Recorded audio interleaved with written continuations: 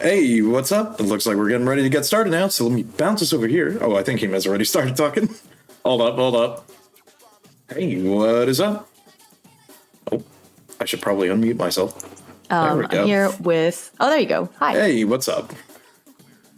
How you doing? I just said my piece. Yeah. Oh, so did I? Introduce yourself. Yeah. Hey, what's up, everybody? If you don't know who I am, Vice Kappatain. I usually play a bunch of RPGs and TTRPGs, and here I am once again. How are you guys doing? Yeah. Pretty much at this point, people that watch one of us probably watch both of us most of the time. But just, you never know. This could be anybody's first Hime stream or first Kappa stream. So I feel like it's always good to, introduce anyways, just in case. I'm stalling as I find a song to put on. I don't know why I didn't have my music queued. I left school, story of my life right now, but I left school a little late. And then I had to get something to eat, and so I'm just here we go. Okay, wait. What is this? Look, that's okay. Could be me yesterday, where I was hanging out with my parents, and we were like, "Yeah, we'll just order some dinner. We can have some dinner here together. It'll be nice." We ordered the dinner to my place, so we immediately, instead of like changing it to come to where we were, we just immediately started booking it to my place. So, yeah, it was fun. It was a nice evening hanging out with my parents. But, yeah, that's sweet. I bet they had a really great time. They had a good laugh about it. They were cracking up all over it. They're like, "Oh my god, dude!" They're like, "Do you really just not for real?" They're like, "What? Did you not expect to have any guests?" I'm like, "No, I had a ton of junk mail on my dining room table and all this other stuff." I'm like, "Yeah, hold on, give me like 5 seconds. Let me help you guys out." Exactly.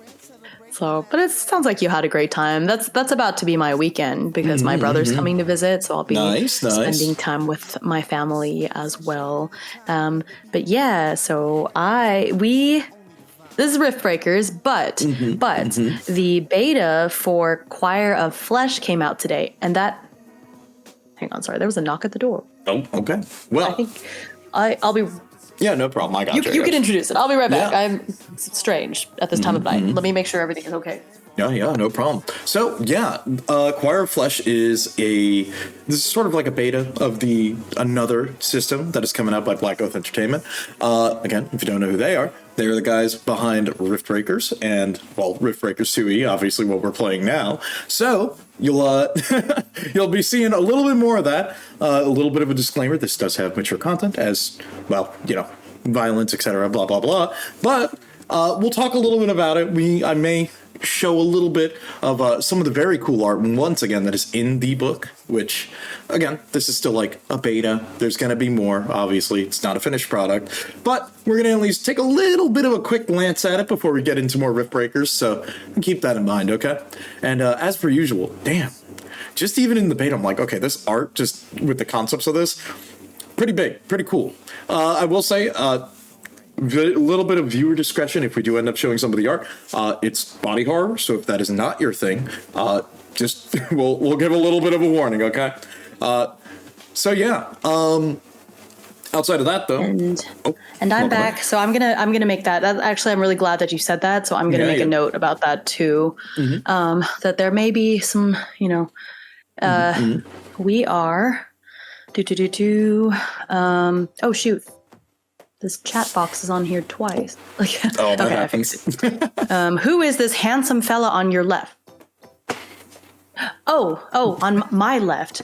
Oh my god. Hello. Oh gosh, you have to introduce yourself. Oh, myself? Hi. Again. Yeah, because they're like, who's this handsome fella? Oh, hello. I think they're talking about you. Oh, look, I always forget sometimes. Look, it's funny. On my end, you're like on my left. I'm like, huh? You're on my right. But technically, I mean, you stage would be left, on my stage left. right. Yeah. Theater nerd. Oh, get out of here! Look, that's my favorite thing. Look, it can't be like last night's stream where me and Kyle were talking, and I'm like, "All right, you got to go east." He goes west. I go, "Wrong way, buddy." He goes, "Oh." Oh my god! Like it was one of those nights. What can I say? Yeah. Let me make a note. Mwahaha, my confusion tactic. Yeah, to be fair, it does not take a lot. It does not take a lot to confuse me. Okay, hang on. Look, that's okay. The confusion tactic. Disclaimer. I'm gonna pin this for now. Choir of Flesh. There's a disclaimer about Choir of Flesh at the beginning of the book that I'm just gonna copy paste that and pin it. Yeah, because I did mention about it where it does have a bit of mature content, whether it be violence or religious themes or other things like that. So please keep that in mind as we talk about this. If that does bother you, feel free to take a moment. You can mute or whatever. We will explain or put a little bit of a warning whenever that's going to happen or something, because we want you to feel comfortable as we talk about this. And this is coming from somewhere where body horror scares me. Yeah. So keep that in mind, everybody. For sure. But then the good thing is that also we're not going to be doing this the whole stream, because this is going to be a Riftbreaker stream. And once we open up Foundry, you'll know okay, they're done. So Choir of Flesh, the beta just came out today. Poor Alex got COVID. So this game, poor dude. So the beta was supposed to come out last week, but he got COVID, and I feel so bad because he was like, I'm so sorry. I'm like, why are you apologizing? You're literally ill. Stop. Look, I gotta tell you, you've made me a really big fan, Alex, considering seeing the games that they've worked on and just the amount of effort they do. I can say you've made me a fan. Alex seems like a great person. Yeah, that's awesome. And he pops up in all the most unexpected places, because I was showing him the stream we did for my birthday. Hi, 64. Hi, Hey, what's up? Hey, how you guys doing? But I was showing him that because I think the author of Settlers of a Dead God is also from Spain, because Alex T lives in Spain. Okay, cool. And he was like, oh yeah, this game, they had him there, or he asked me to look over something about that, he had me not proofread, but give feedback or something. That's awesome. Oh my god. Yeah. Well, there's a strain. Yeah. I am gonna do that. Yeah. And so I think that'll be. Hang on, I got a weird. What is that? How do I? Hang on. Sorry, I have a thing. Look, what can I say? Sometimes you see some schizos every once in a while. Oh, here's the button. There we go. I deleted the first one and then the next one came back, so it's okay. Sorry that you had to see that. That's people. Look, it happens. Yeah, and for some reason I was looking on the right, but the mod buttons are on the left, so my bad. But yeah, so anyway, so since Choir of Flesh, the beta came out today, and it's by the same game designer. I thought it would be really cool to look through it together. But yeah, so I lost my train of thought. Oh, you're good. I'm sorry. No. What was I saying? Talking about Alex and that they worked. They at least looked over a little bit of some of the other stuff. I thought that was really cool. How much he supports, and he's in the Discord a lot and answers people's questions. So people will come in and ask random questions, and he's really good about answering. And I'm just like, the fact that you get this much stuff done and you provide all this support to people, how do you find all the time? So I have a lot of admiration for him. Oh, I think somebody's asking it, who is this handsome fella on the side where if you would turn 180 degrees, your thumb wouldn't be right? No, that's too much. That's too much spatial thinking. What the heck does that mean? Oh my goodness. This is Kappa. Hi. What's up? This is Kappa. He's my cousin. Not really. How are you guys doing? What's up? Hello. Yeah. But so we have the beta that we're going to look through. Might read through some parts of it. We're not going to go through the whole book because that would take a while, and we do want to play Riftbreakers. We thought we would share through it. I had to check multiple times. I'm not sure if it is right. Yeah, technically, Kappa is on my left. You're to the right of me on the screen, but if you consider my POV, you would be on my left. I mean, I guess in that way, technically, it's you would be on my right, on my end, but that's more like stage right, viewer left, Right. you know. Which I think is funny that I put you on viewer right and you put me on viewer left. So without even meaning to, it kind of worked out. There you go. Yeah. That's funny. But yeah, so let's see. Let me get that's not what I wanted. I have the PDF. Where's my window capture? I mean, come on now. We all know he is 2 clicks northeast from your last echo location. Yeah, of course. Oh my gosh. I'm flying around like a bat in a cave right now. I'm just Big using brain. echolocation. Oh my gosh. Oh, thanks for the hydrates. That is so funny. Yep. Cheers. Thanks for the check-ins. Welcome. Oh, I see an atomic. Hello. Hello. Hopefully you're doing fine. Plop that here. So I'm not going to show all of the book. I've given this spiel before, and so I might put this away from time to time, but that way y'all can see it, some of it, as we flip through.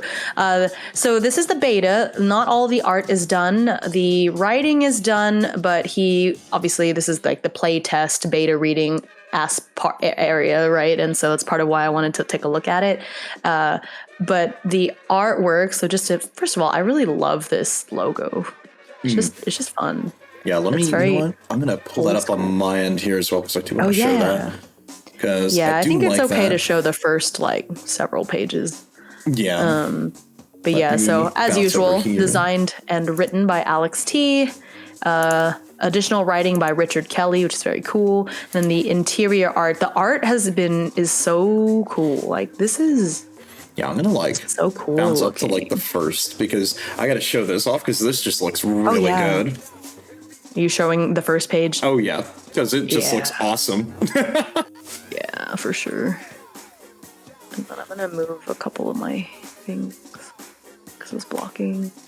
Yeah, so the little stream game there, and then the fishing game. I think the fishing game I'm gonna move to here. And I'll show this other image again. A little bit of a content warning. It is body horror, so keep in mind. I won't show it for too long. Yeah. I'll just have us I'll try to be careful. Just note that there is some mature body horror type content. I'll try not to show it too much, and I'll try to warn beforehand. But yeah, so there is some. So if some of that might bother you, just don't. But hello. Waiting for my normal Friday game of Draw Steel, so I'm probably lurking. Yeah, totally understandable. Nice. No problem, Atomic. I'm playing some cool kind of spooky dark fantasy music, so I think it works well. It's a very big contrast shift compared to what I've got on my head. Oh my gosh, that's so funny. Okay. The table of contents is not done. That's why this is blank. He was like, I know it's bare bones, but yeah, so that there will be a table of contents. I love this font that he used for table of contents. I know that's a strange thing maybe to comment on, but it looks so cool. Reading Berserk has prepared me for this exact stream. Oh, well then there you go. Perfect. You'll be fine. Right place. Look at that. Yeesh. Yeah. Doesn't that kind of look... So I'm on page 6. Doesn't that dude at the top kind of look like Piccolo? My God. Why would you say that? Now I'm looking at him like, what is this? I hate it that I can kind of see where you're going. Because I know Alex is going to watch this later. I'm sorry. Look, it's like I hate it because I could see a little bit where you're going with it, but at the same time, I'm like, what? I'm like, no. It is. Oh my God. Okay. Here we go. The Eschaton. I'm going to read some of this stuff because I think the first several pages is kind of like intro. So I think as long as we at least get the premise out there. Okay. Salvation is a disease. Duke Beaumont, last survivor of the siege of Marseille, 1001 AD. The year is 1000 AD. Oh, is there a Discord mod chat? Hime's Discord. Oh, okay. Oh, that's not good. Oh, no. Okay. Oh, that's not good. I got it. Yeah, no worries. Easy. I got you. In the meantime. Oh. Don't worry. I got you. Okay. The year is 1000 AD, and the world is ending, not with fire nor with sword, but with a song. Let's see, it began with a crack in the heavens, a wound in the sky that bled light and melody. The celestial choir descended as St. John foretold in the book Revelations, their voices weaved miracles from the very air, 7 trumpets breaking the 7 seals, which poured out the 7 bowls of God's wrath. The sick rose from their beds, whole and singing. The blind opened their eyes to behold radiant harmonies made flesh. The devout whispered of the rapture of God's final mercy upon a sinful world. They were wrong. Yeah. That's terrifying. Very interesting. Okay, very interesting premise out the gate on this. Yeah. Also, I kicked them. Thank you so much for telling me, because poor Goblin, my super moderator, is horribly ill. Oh no. Otherwise, normally, they would be really good about getting all that. But poor Goblin is ill. So yeah, thank you so much for bringing that to my attention so I could deal with that very easily, very quickly. But okay, yeah, they were wrong. The choir's hymn was not salvation. It was a slow, sweet consumption. Those who listened too closely felt their bones hum in resonance, their skins splitting to birth new mouths, their prayers dissolving into wordless, cacophonous chants. Those fortunate enough died quickly, while most turned into abominations known as penitents, zealots who willingly let the choir reshape them into living weapons. The Pope Sylvester II, once the symbol of divine order on earth, now sits upon a throbbing throne of fused flesh, his encyclicals sung by 100 trembling throats. The Holy Church calls it rapture. The dying know it as a lie. Yet even this horror is not the oldest, nor the deepest. I'm just thinking about that. I'm like, I know at least like 2 people who would find this type of horror like way more interesting than me. Yeah. Like I already know like there's at least 2 people out there that would be very interested in running something with this. Yeah. This is suspiciously calming to me. Listen, I can make anything sound calming. Like I'm very good at this calm deadpan. That's my whole bread and butter. So I mean, we're reading this terrible body horror thing, and it sounds like, oh, this is nice. I could fall asleep to this. It's like you're reading it like that. Meanwhile, on my end, it's like it feels like we're sitting in like a club lounge reading this. And I'm like, damn, is this what it's like being a Templar in Assassin's Creed or something right now? Right. It drives my students crazy because they'll ask me a question and I'll answer very deadpan, and they can't tell if I'm being serious or sarcastic. That is my whole brand. 64 exactly. Deadpan, calm. Amazing. Okay. But yeah. All right. Do you want to read the next part? Yeah, I got it. The flesh that feeds. Beneath the roots of the world, something older than God and his holy host stirs. The pagans know it as. Oh my goodness! Hold on. I don't know how to do it. I believe. Genungagap. The Jews as Tabu. Is that it? T-A-B. Is that a B? Hold on, I have to zoom it. B? Maybe Tohu? Tohu? I think it might be an H. I don't know. Oh, whoops. I don't know. Yeah. As Tohu, while most simply call it the Abyss, now it has a different name altogether. The flesh that feeds. Ooh, crazy. I like that. It is the antithesis of the choir's mad symphony, crawling, wordless hunger that dissolves song into meat, faith to pulp, where the choir reshapes, the flesh unmakes. I don't know why, but just reading that out loud, like the way, it just kind of flowed. That was kind of good. Yeah. I kind of like that. That's really well done. He's good at writing. Like, what can I say? It's awesome. I don't know how he writes so many. I don't even know how many thousands, maybe even millions of words Alex T has written at this point, and yet he's able to come up with something new each time, like crazy. Oh yeah. I got it. Okay. Okay, go. Nobody knows where it first appeared, but shortly after the angels descended upon the city of Rome, the earth swallowed Toledo? Okay, Toledo. Toledo. Oh, Toledo, right? I don't want to talk about that. Okay. Let's see. Toledo, a major city in Al-Andalus. Villages vanished overnight. Their people needed into writhing, faceless mounds. Ugh. Let's see.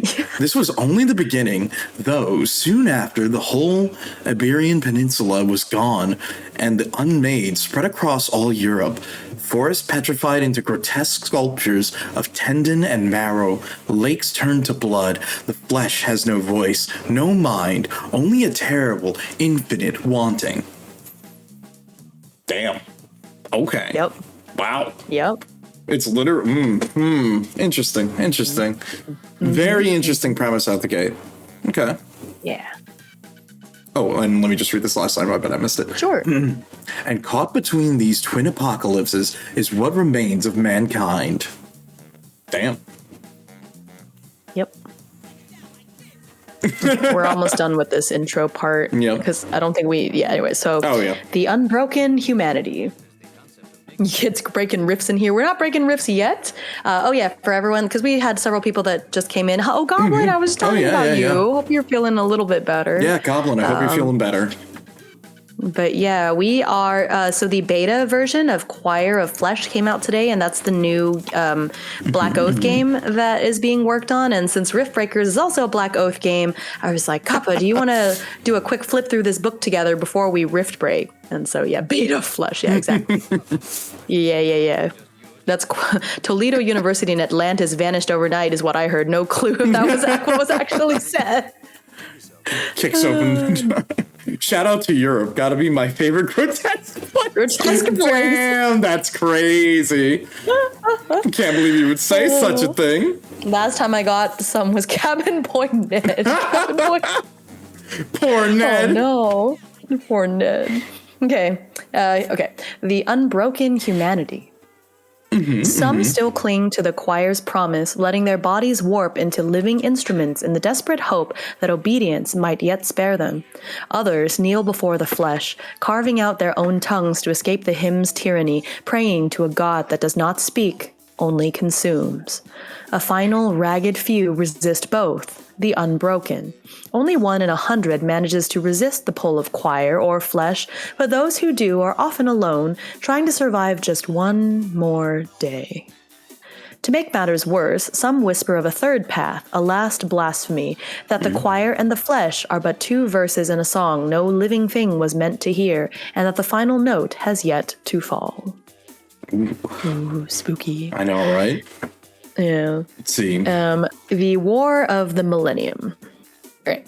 The War of the Millennium is nothing more than an endless stalemate between 2 fanatical legions. The choir's faithful, who, despite everything, see rapture in the mutating hymn, and the flesh apostates, who embrace dissolution as salvation. The faithful march in throbbing processions of unceasing chanting, crusading to drown the world in sacred song. The apostates writhe in wordless defiance, their forms unraveling into tumors and tendrils, seeding the earth with their final silence. Battlefields become symphonies of screaming meat, where the faithful's hymns liquefy bone, the apostates retaliate with flesh pits that swallow choirs whole.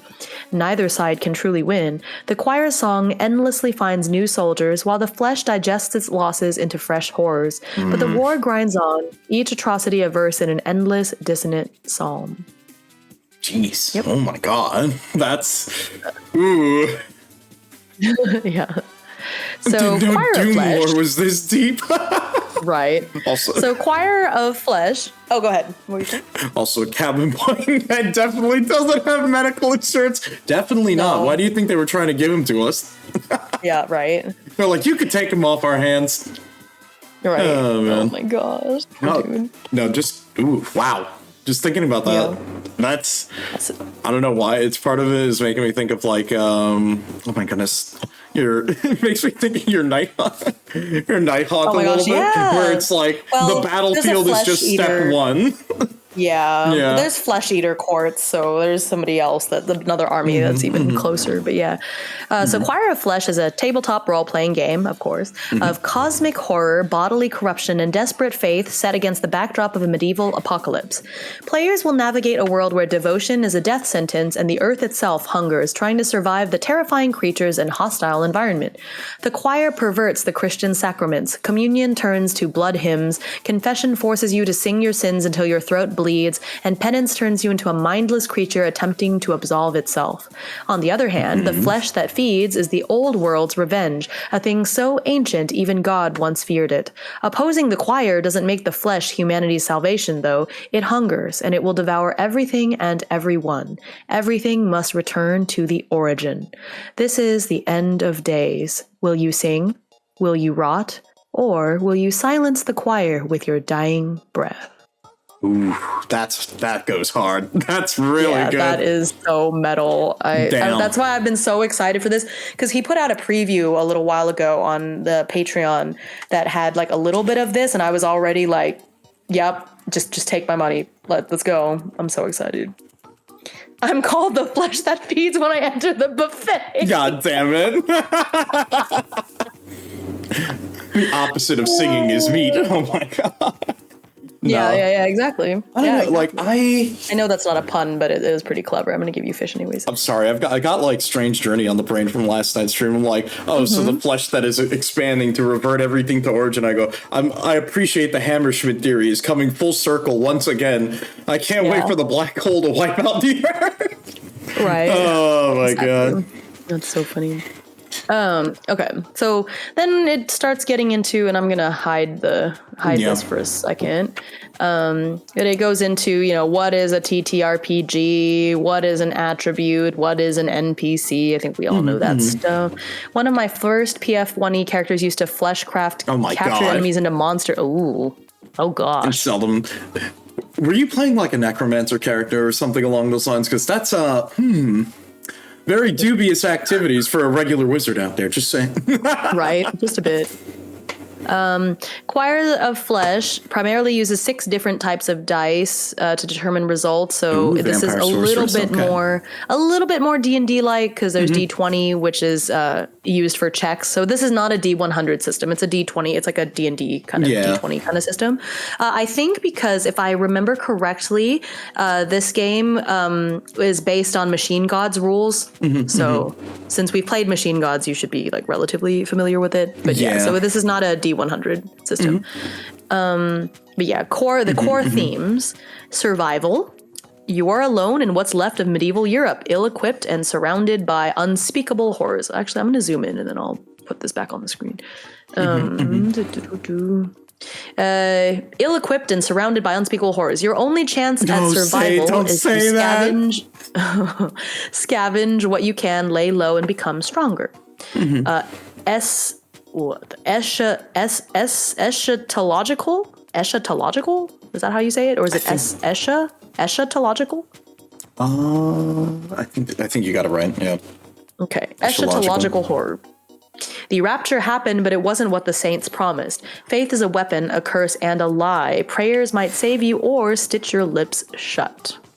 Interesting. Very interesting. Yeah.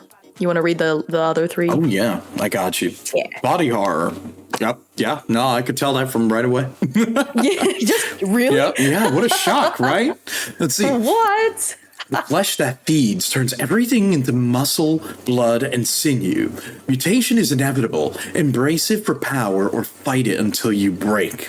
The medieval apocalypse. Okay, now, look, the only medieval apocalypse scenario, I guess, that I could think of, and this is going to sound funny, it's just like fear and hunger-ish. So it's kind of interesting because you don't really have too many types of horror within that type of setting. Or it's, at least to like a scale like this. So anytime there's something like this, this is always a very interesting piece. Okay, so medieval apocalypse. Travel through the remnants of France in the year 1000 AD, one of the most intense battlefields in the War of the Millennium, and no clean victories. Even winning means carrying scars, physical, spiritual, or both. Damn. Yeah. It's the medieval meat apocalypse. It really is, because I'm looking at some of the other art. I'm just gonna, a little bit of a warning again. I'm gonna be showing some of the art on this.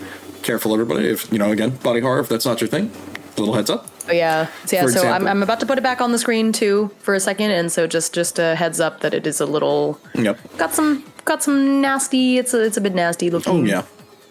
Yep. So for example, like this is some of the art that is available. Let me do that. I zoomed in a little bit, but yeah, something you can kind of expect. Very interesting.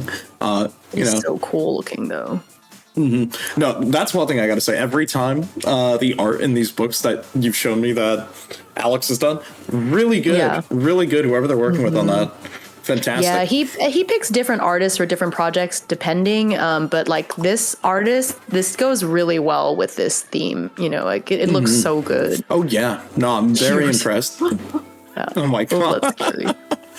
I'm reading this webcomic, this like one of those Korean webtoons right now that actually has kind of similar themes with the body horror and the flesh that hungers. And so I was kind of like, oh my gosh, and the origin and all that. I'm like, oh, that's kind of funny. Who is the artist? Oh, it was, we put it up on the screen for a second. Let me go back. Yeah, it's Penny Melgorejo. Melgorejo, I think. Looks like meat is back on the menu. No. There we go. I'll just flash that on my screen here. There you go. So you can take a look at the credits here. Interior art. And there you go. So you can take a look because it's very good. Yeah, really awesome. But yeah. So the unbroken are ones that resist the choir and the flesh, basically. And so that's what we are, of course. The unbroken. So put that away for a second. But yeah, so at this point, we're gonna skim through the book a bit because this is not meant to be a whole read through because we do want to play Riftbreakers. But yeah, so if we wanted to sort of take turns skimming through it and be like, oh, look at this page. Oh yeah. But I do know the game is, like I said, I think I do remember correctly that it is based on Machine Gods, and so looking at the character creation steps, it's pretty much the same. Roll, assign. There's defense rating, carrying capacity, all that is the same. Resist the flesh. No, we're just. Ooh, I see that. Yeah. Although Alex T is vegan, so there is that. Interesting. Let's see. Creating your unbroken. Yes, the same thing. Strength, con, dex, int, willpower, presence. Yes. Actually, if you jump to page 18 and 19, where it comes to the sin that defines you, that's very interesting. Seeing how like you could roll for it. I have a lied to me. Oh, go for it. Okay.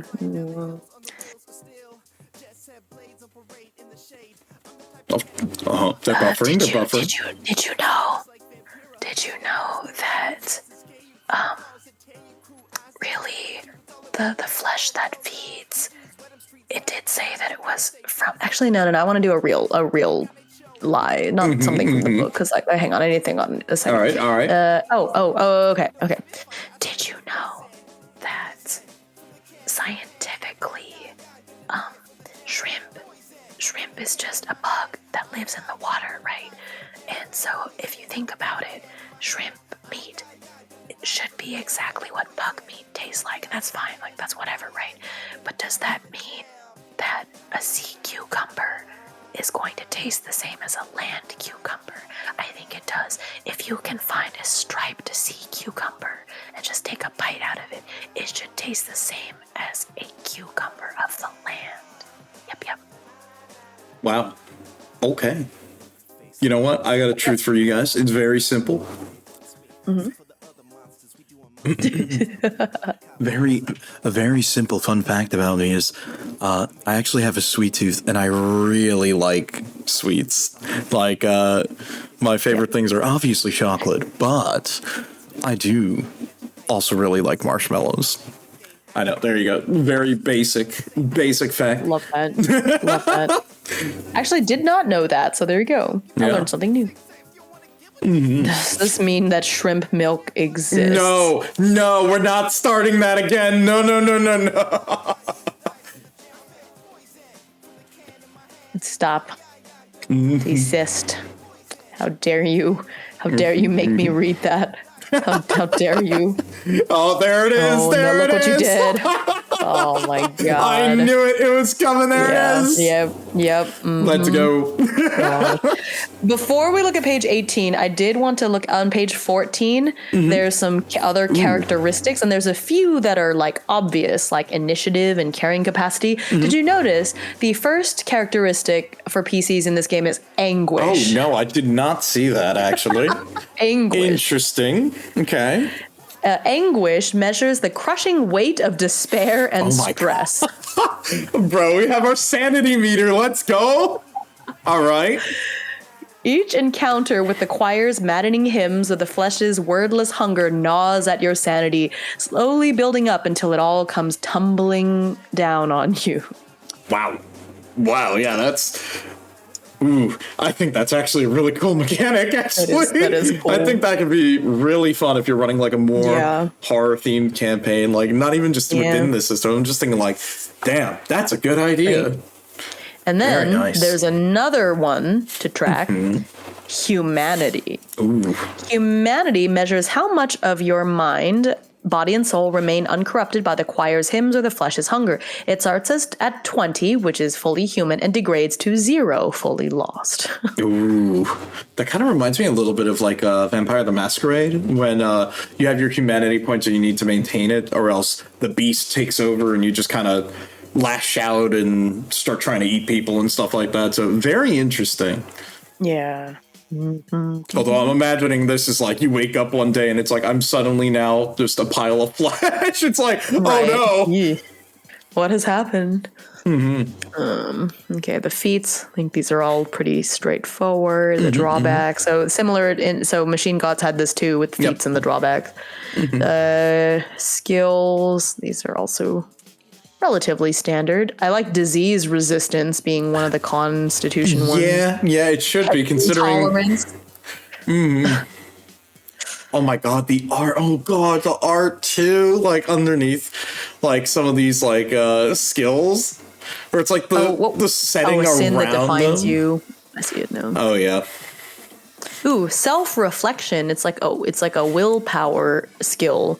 It says self-reflection. Once per day, you can spend 1 hour while at camp thinking about the day's event, which grants you +5 XP, which I think this should be days of events. So I'm going to put that in the Discord. Where's the Discord? Ooh, suppress the change. You can ignore the negative effects of a single blessing of the flesh. You can take this skill multiple times. I like that. I really do like that because, like it said in the prologue there, of either embrace the change or not. And embracing it, basically you're going to take a mutation. So it's like this would be some way to counterbalance that. Yeah, no problem, Izzy. Catch you later. Thanks for hanging out. Have a good time at work. So I do like that. I think that's very interesting. Let's see. Networking, you need 24 hours in a new settlement to recognize the basics, the basic power dynamics and the important players. That's a very interesting way of doing that. So it's like just staying there within a day, you'll already sort of get the idea of how this goes. I like that. Right. Awe, charm, command. Yeah, these are really cool. I like that even though this is kind of fantastical, a lot of it is about human relationships. So a lot of these skills are very like social and practical. Sin that defines you is the part you were talking about, right? Yeah, because like I saw this and I'm like, okay, I'm curious about this. Let's see. In a world torn between the choir's maddening song and the flesh's silent consumption, the only way to remain sane is to cling to a core truth of your own. Let's see, for you, that truth is a sin. This is not a petty flaw or a minor transgression. It is the bedrock of your soul. Ooh, that goes hard. Let's see. The defiant act of will that anchors you against the horrors. It is the reason you have not been remade or unmade. And you roll a d10 to choose. You either roll a d10 to randomly get one, or you can choose which one fits your character best. Which I'm curious. Do you want to pick one to read, or do you want to roll and we just each roll and just see what we get? That'd be kind of fun. You know what? I'm down to roll one. Yeah, let's roll a d10. There's a d10. Don't mind me. I'm just bumming the foundry for a second here. There we go. I got a 3 on mine. No, I just rolled next to me. It's a 9. My dice are over back in my bookcase. Oh, I have, everything's right next to me. Oh, gosh. Oh, yeah. Mine is apathy. I got heresy. You simply do not care. Oh, that's so funny. You simply do not care. The sky bleeds song. The earth writhes into meat. It is loud, unpleasant, and ultimately not your problem. This profound... This is so me. This profound emotional detachment insulates you from the choir's ecstasy and the flesh's terror. It is not a conscious choice, but a fundamental state of being. The end of the world is happening to other people. I mean, true. That is true. It technically is. It's not like it was your fault, right? So it's true. I'm like, whatever. It's not my fault. I say that, and now it's like I have to read mine. Ruin my day. Like I say that, and now it's like I have to read mine. It's like I got heresy. Yeah, of course. You spit on their apocalypse. The choir is not divine, and the flesh is not primordial. They're abominations, cosmic mistakes to be defied. Your anger is a blasphemous counterfaith, a belief in a forgotten god, a pact with the devil, or a self-made philosophy that declares both powers to be liars. Your conviction in a different truth makes you immune to theirs, or so you hope. Ooh, that's really good. That's really good. That's cool. These are all good. But I think it's funny that you and I got these in particular. Yeah, I know, right? I like that. I think that's very interesting. Immune to bears. Oh my god. Not bad. I do hope. No, I do like. Oh my god! I scrolled down. That piece of art is. Oh, jeez. Oh. Ooh. I'm gonna keep scrolling. Okay. Yeah, I don't. Yep, I'm glad I didn't show that. Want to see it? Do y'all want to see it? Okay. Quick warning. If you don't want to see it, look away for a second. I'll tell you when it's safe. Okay. I'm giving you 5 seconds. 5 seconds to look away. 5, 4, 3, 2, 1. Bam. Damn. Yep. Pretty sick nasty. Yep, it's like I don't know what's better, that one or the next one, but oh gosh. Oh, is there another one on the next page? Oh yeah. Or it's like the one after that, but oh, I see it. That one does kind of go hard, I'm not gonna lie though. Oh my god, I think it must be further down than you think, because I just went to the one on page 24 because that's the next piece of art, and it's just some dude with a cup. Oh, I'm looking at the one on 22 in the PDF. No, I'm looking at that. I'm like, I can kind of get where they're going with it, because like I could see like the multiple wings and the many mouths all over it. It's like, it's going for that biblically accurate look. Yeah, very interesting. That's cool. Mm-hmm. That is so cool. They're making sure he is good. What's wrong with it? Yeah, of course. Yeah, that's what's happening. They're just like, are you okay? How are you doing? The composition is just really cool too. I'm back on page 20 with that guy on the ground, just like holding the cross too. Absolutely. Ooh, that's nasty. It really drives home. Did you notice the one? Yeah. Did you notice the one on the left has the nails through their palms, like they were crucified? Oh, you're right. I didn't even notice that. That is so cool. Very interesting. It's very interesting how like well tied in with the theming and everything. All this is. Yeah. Very cool.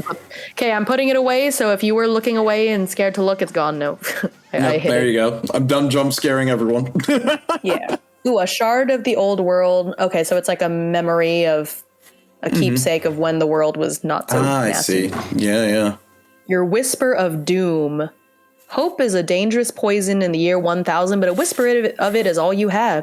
You clutch a rumor, a fragmented map, a dying man's last word, the beginning of a quest that will almost certainly destroy you. But it is your quest. It is the one thing that gives your struggle meaning in the face of the end. This doomed purpose is what keeps you from succumbing to the choir's song or the flesh's embrace. Roll a d10 or choose the rumor that haunts you. These are cool. Yeah, no, I really, really like this. The character building is really interesting. Really helps you have a strong kind of backstory. Caranathalis is kind of like this too, because you roll, because the whole idea of you getting tossed down there is because you committed some crime, and so you get to roll on a table to see like what you did or did not do. That's actually cool. No, I do like that idea. It's like, why were you even thrown down there to begin with? And interesting. Very, very interesting. Cool. Okay, what you did before. So I think it's neat, the former occupations, because you could be a peasant, soldier, noble, and then they have like an outcast. So like beggar, leper, excommunicated. That's neat. Just like in the Odin Chapel Dweller from Bloodborne, just because they look like a hideous monster doesn't mean that they can't be a caring helper. True. You're right. True. Yeah, it's true. They were very nice. No, and also I'm just skimming around a little bit ahead, and I see what you were talking about this the name settlement. table's fun. Yeah, I'm excited to see that. That's part of what because I've said this before. I want a TTRPG about base building. Let me build a base and decide where my buildings are. I actually was going to ask you about that. Have you played something where maybe that was like a presence? Or because even in like campaigns that we've done for me and my tabletop group, we're usually just either drifters or we'll have a central location that our characters are associated with, and we'll be working with a force that's bigger than us. But I don't think we've ever done something where we're like building a homestead or something like that. That would be kind of an interesting experiment at some point. I've played in a D&D campaign where we did build kind of a home base, and so we had to. It was very Animal Crossing, where we had to pay off our like mortgage to the and all of that. But it wasn't quite the same. We just owned a house. Yeah. And I also played another campaign where we were running our own business. Like we had a cafe, so we had to go through like, okay, where are we sourcing the stuff from? What are we pricing? It was kind of funny. But again, that was just like a single building versus a whole settlement. So no, I've asked before and people were like, well, so there's the name comes up a lot. I cannot remember the name of it. It just popped out of my head, but it's like an Arthurian kind of Camelot kind of TTRPG. I do not remember the name. I can't remember the name. Shoot. Because I've heard of it. And that was one thing that I remember at some point. It was on my list of books that I wanted to look at because I know someone within my friend group we were talking about. I was like, would you be interested if we tried? There was like this Arthurian. It's Pendragon. That's the one. Yep. Thank you guys. And Goblin said it right as I found it. Yeah. So you're awesome. Apparently Pendragon has some, which makes sense because if you're like Arthurian and there's the castle Camelot and stuff. So I think I've heard that there's supposed to be some like base building in it with building up Camelot. But I've never played it, so I don't know much about it. It's just whenever I've asked, like, oh my gosh, has anyone made like a settlement base building TTRPG? This one has come up before.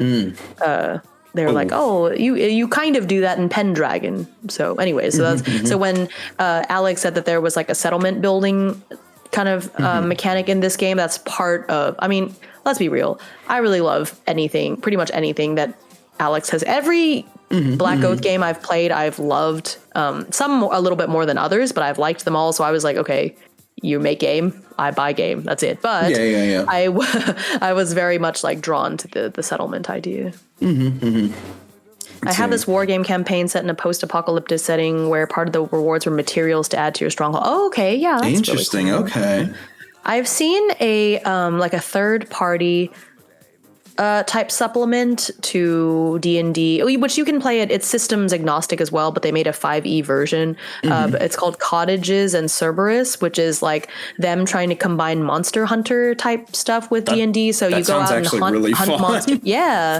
I would love to look through that with you at some point too. But you go out and you... Right. And you hunt monsters and you bring back the parts and you use them to make stuff and decorate your house and stuff. So they do have that kind of idea. I feel like you can make like a really nice, player versus environment on like a grand scale. Like maybe there's like, you can even retro like Monster Hunter themed campaign based off of that material. That's awesome. Ooh, actually. So on top of that, character relationship table is neat. Where? It's on page 29. Ooh, okay. Because I jumped to... So like you're just creating... It says you can create a companion or you can roll for like what relationship your two characters have together. Okay. Which I think, doesn't Songbirds have something like this, Goblin? That's cool. I will say I did take a peek ahead and I saw that there is a table for... what's it called? For the humanity effects, where it's like what happens in each bracket. So we could take a look at that after. Okay. Oh gosh. Ooh. Okay. Page 31 is where they start talking about the settlement, and it does say if you're not interested in starting the game with managing a settlement, you can choose not to. But the game, it will. I see. Many rewards and mechanics are geared towards having a settlement. Yeah. Duh. That's cool. Although most unbroken roam what's left of Europe alone or in small bands, unwilling to trust other humans in case they turn on them, or in a moment of desperation, blah, blah, blah, blah. Some choose to gather in small communities. You belong to one such small community, a handful of individuals, attempting to eke out a safe place in the war-torn landscape of what used to be France. Settlement basics. Settlement phase. Every time the PCs return from, which this needs to be capitalized. Page 31. Let's see. I got you. Returns from exploring a location, as explained in Chapter 4. A settlement phase takes place. If playing with a GM, they're free to change this to suit their needs. Oh, that's very nice. Populations and structure. Oh, okay. Yeah, that makes sense.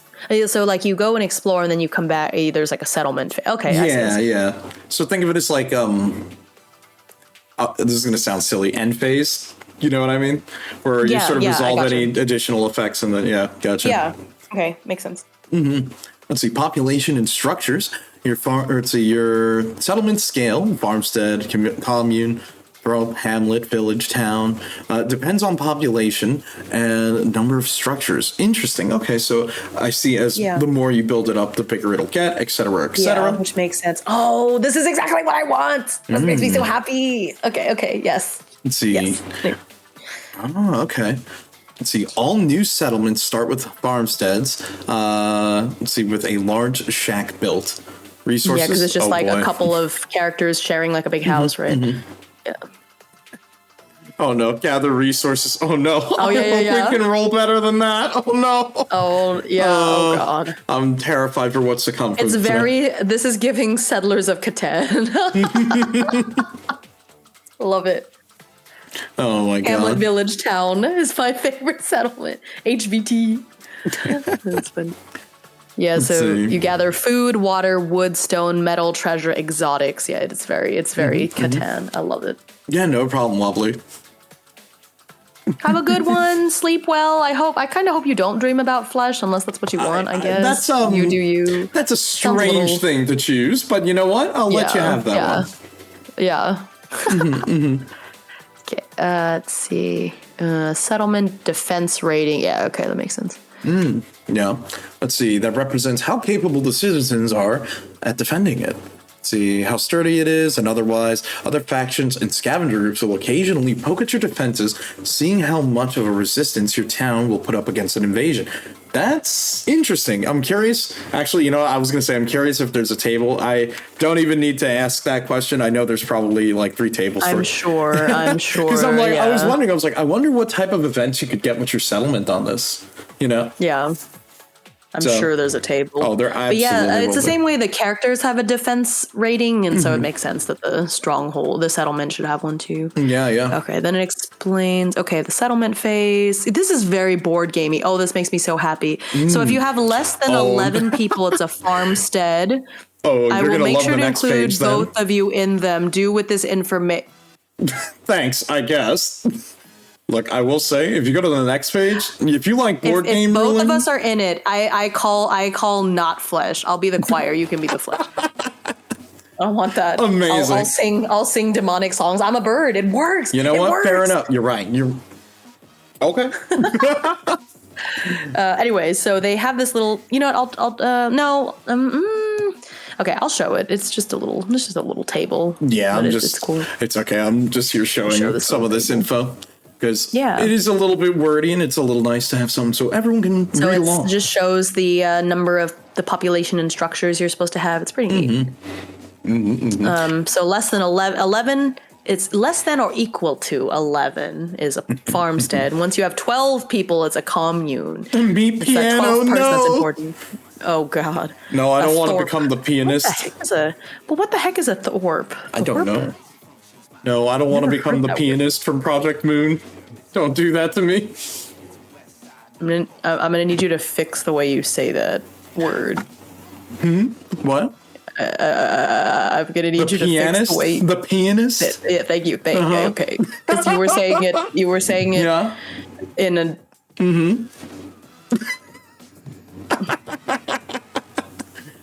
I know. I'm messing with you. You were saying it in a. Yeah, of course. Yeah. Okay, a thorp. Oh, okay. Thorp has an E at the end. Oh my God, Tristan.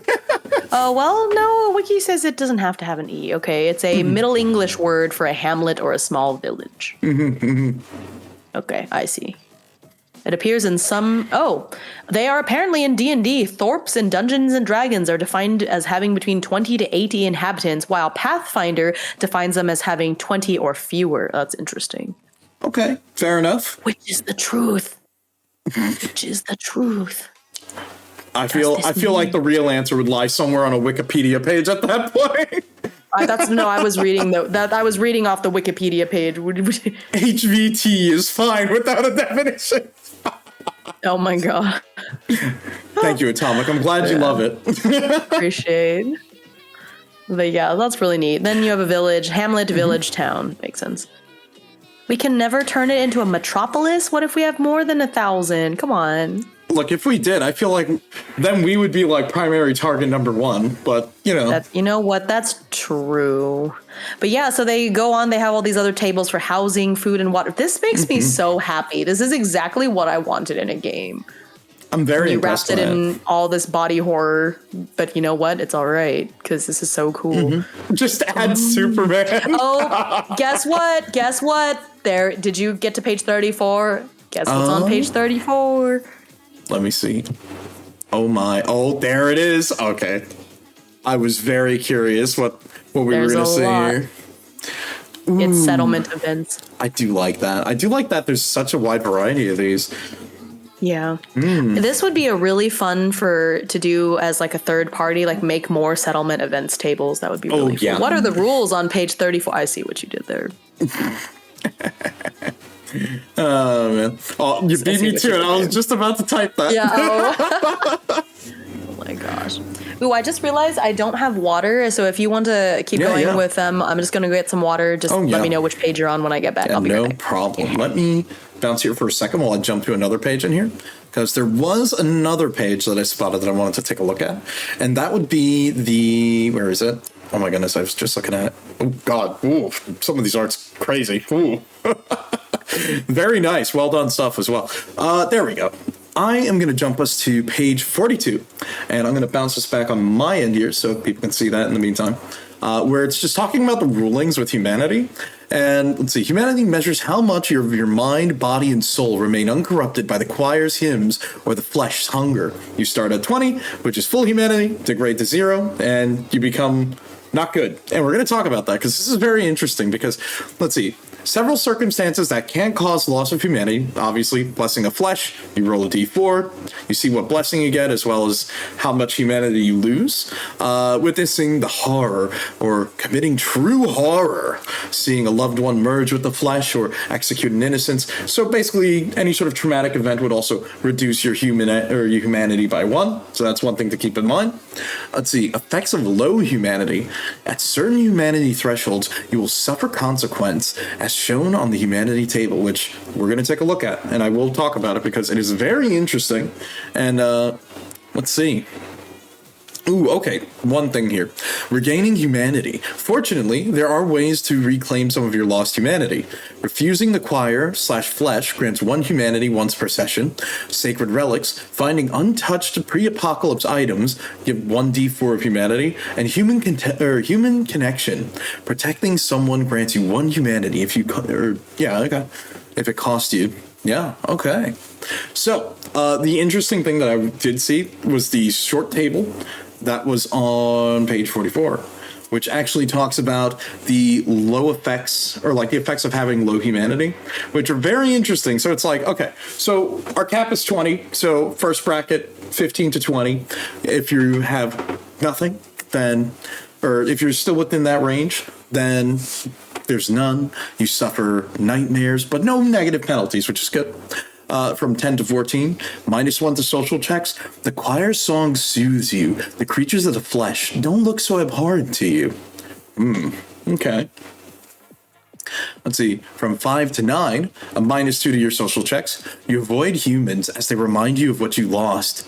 1 to 4, animals flee you. Children cry at your touch. You crave the flesh/choir. And then if you hit 0, you become an NPC, a penitent, or an unmade. So, unfortunately, that means probably GG for you. So that's one thing to keep in mind.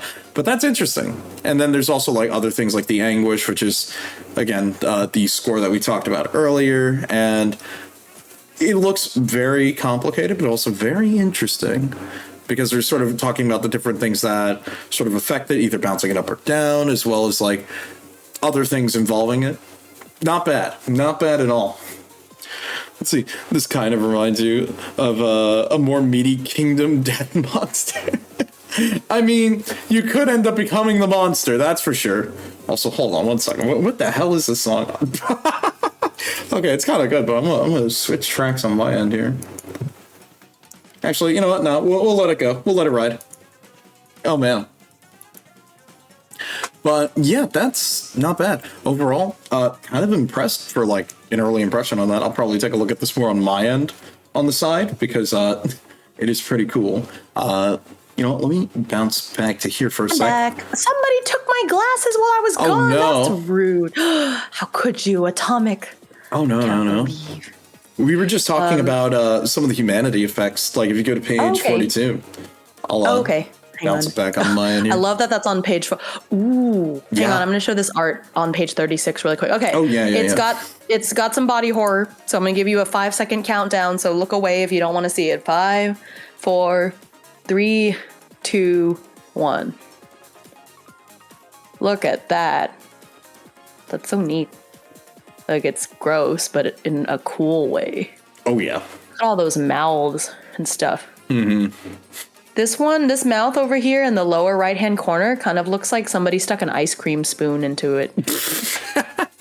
Like, I don't think that's what it is, but doesn't it look like an ice cream spoon? You know. In the year 1000, probably not, but it's just funny. Oh, thanks, Goblin. But yeah, that's neat. Yeah, the husband just got home from work, which is super late for poor dude. And so he was long day. Oh no, about his long chaotic day. But so apparently they had somebody come in for a job interview, and it's one of those people that like I think faked part of their resume and stuff. No, so she had no idea what she was doing. Well, okay, so then partway through the interview, she pretended she had a bloody nose and left. I mean, that's one way to gracefully exit. I gotta go. I have a bloody nose. I probably won't come back. I mean, that's wild.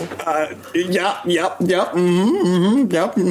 That's one way to get out of an interview. Yeah, for sure. It's inventive. Just need to feed the mouse. Okay. Well, I was just sort of going. That was funny.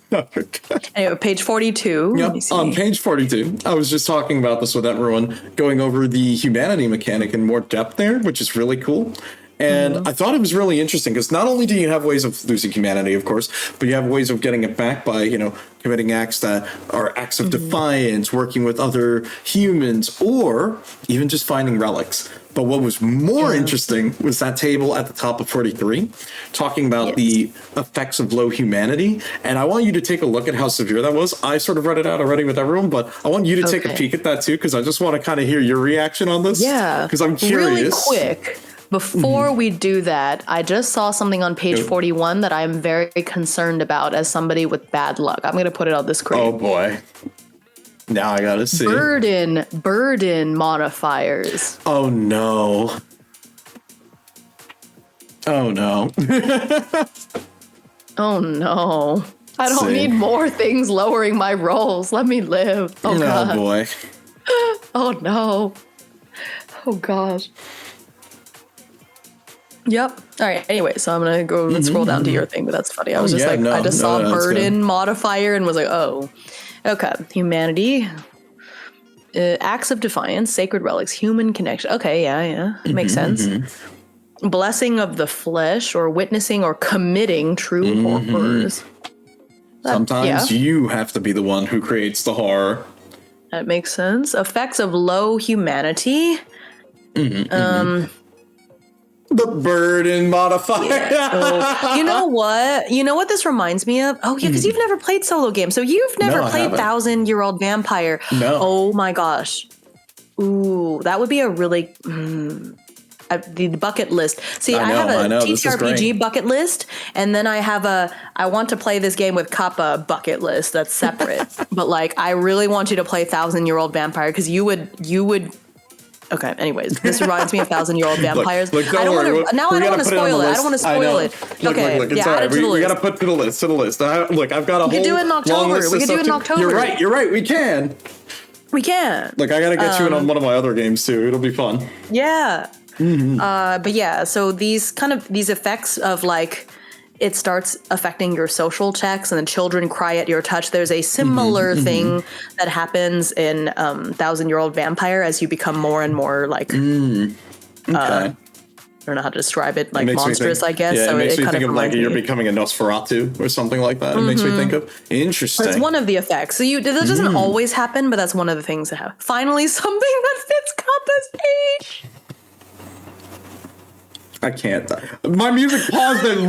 Wow. Hold up. Why did the music have to pause so hard there on my end too? That's fucked up, dude. That's so fucked up.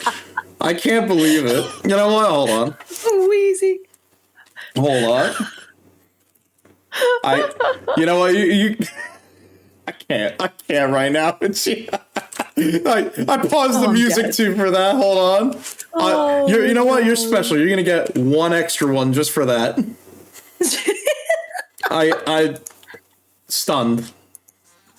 Turn the music back on. You gave Goblin 4 fish, and 4 is like the death number in Asian languages because it's usually a homophone for death. Did you give Goblin 4 fish because you're like that much closer to death at your old age?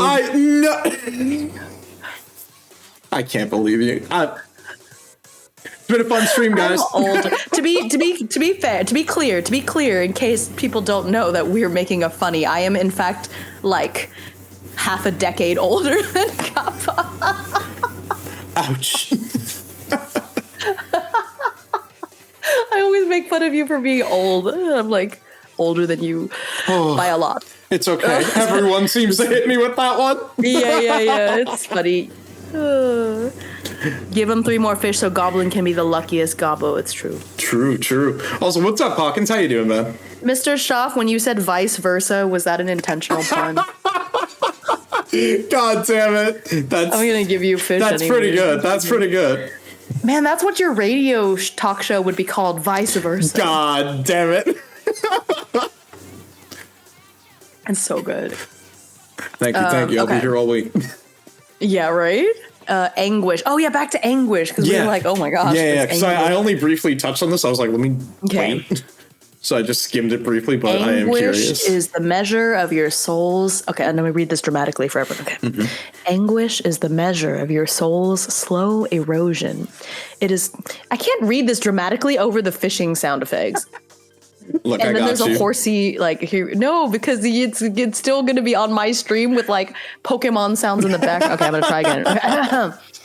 It is the spiritual and psychological toll of living in a world where reality itself has turned malignant. It is the hum of the choir in your bones, the remembered texture of the flesh under your fingernails, and the gnawing certainty that there will be no clean victories. Anguish is not a measure of fear, but of the scars that fear leaves behind. Your anguish score starts at 0 and will increase throughout the game in several ways. Oof. You gain 1 anguish whenever you experience a significant shock to your body, mind, or spirit. So there's a couple of things, so especially when you're playing solo, witnessing the impossible, suffering 3 major injuries in a single confrontation, encountering a creature of the choir or of the flesh, betrayal, personal failure, spiritual violation, starvation and desperation, hopelessness, leaning into the supernatural. That makes sense. Goblin, Goblin, we're not getting into this discussion again. I want you to know that. I feel like we've had this discussion at some point. Insane sentence, bro. Insane sentence. Why? Anyways. Oh my god. So a personal failure. Yeah, like right now. You guys are killing Cinnamon Toast Crunch.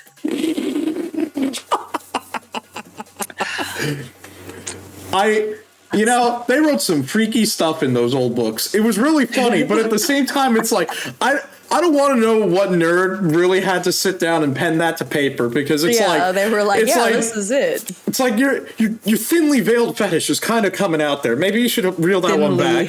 Thinly is a strong word. Look, those books are pretty raunchy. That's what I'm saying. Yeah, that's what I'm saying. So thinly is a very strong word there. Let's say there was a very different audience. Gosh. My God, what is this song even? That's hold on, I gotta change this.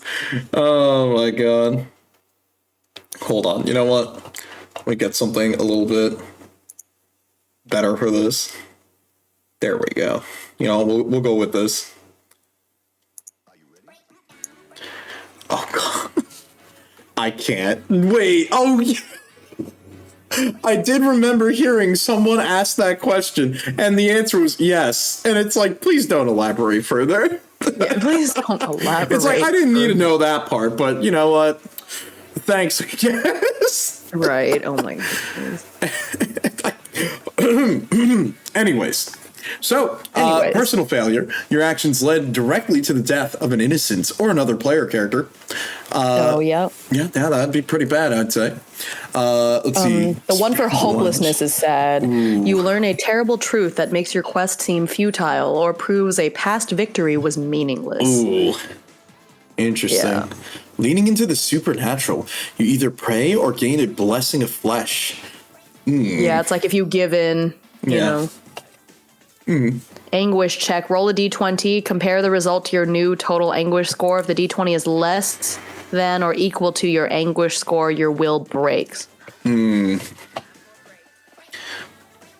What's worse, having my armor break or having my will break?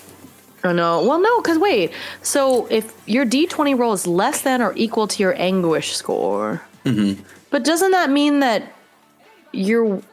So it goes from 1 to 20. You start at 0, and as you go up. Oh, you start at 0. Yeah, okay, yeah. Wait. But then it says your anguish starts at 0. Oh, I was looking at humanity. Okay, I see. No. Yeah, humanity starts. It's reversed. Yeah.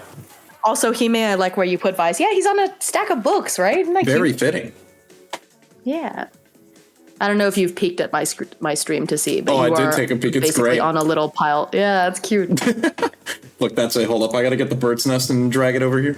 Mice loves books, just not as chairs. Yeah, it's... is there a story behind that? No, it's because I talk a lot about just the random tabletop books that I'm looking at, or just other things like that constantly. That are everyone makes fun of. Like, you read old books. I'm like, yeah, true.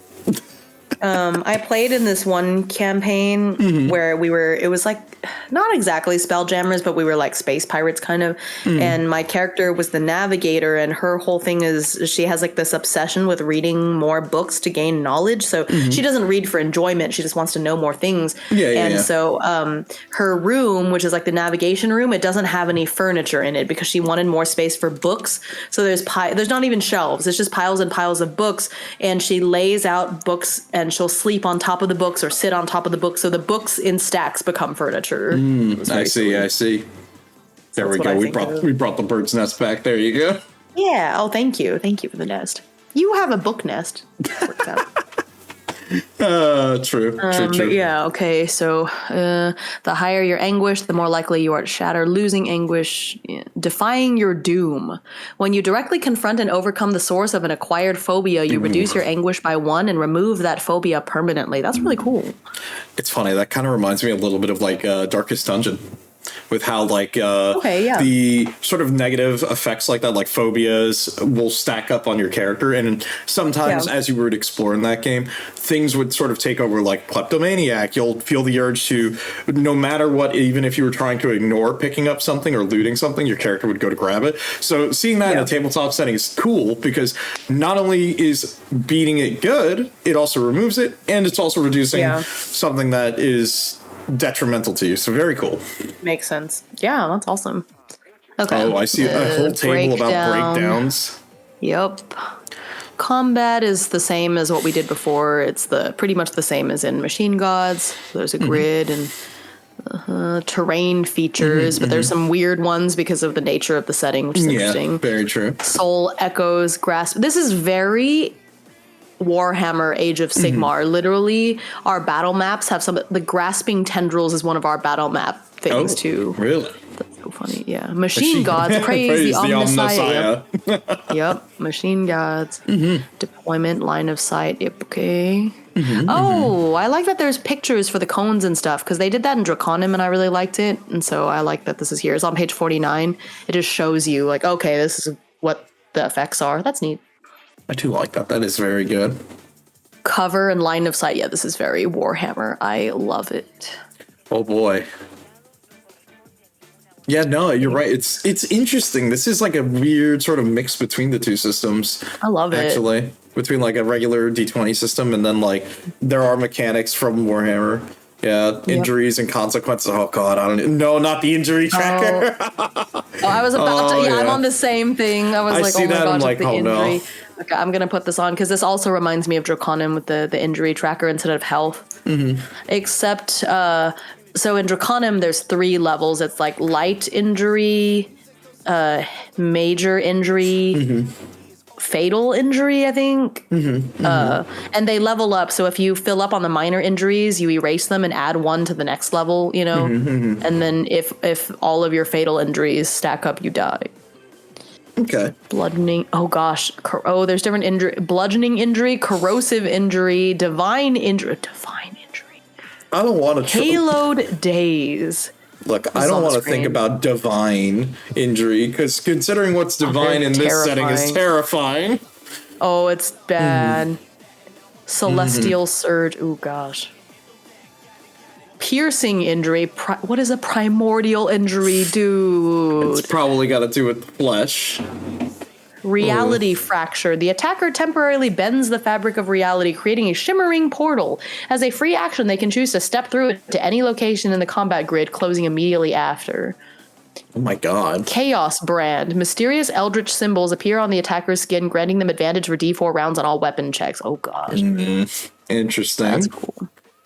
Let's see. I'll put the PDF away now. I just wanted to show y'all the injury table. Trauma and death.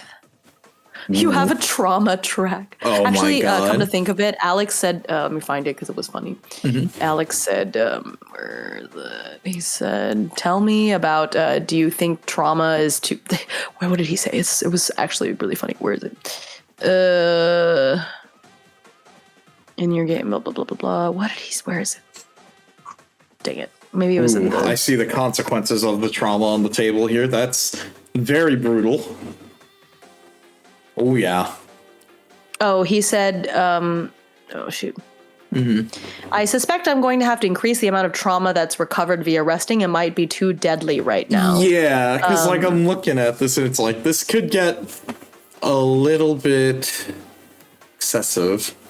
He said something like, please tell, he wants to work on the balance. Hey, Viper. Hey, what's up, Viper? How you doing? But yeah, so that's definitely something we can give feedback on. Trauma. Trauma is the accumulation of grievous wounds. Actually, I'll zoom in so everyone can read it because it's kind of funny and kind of sad.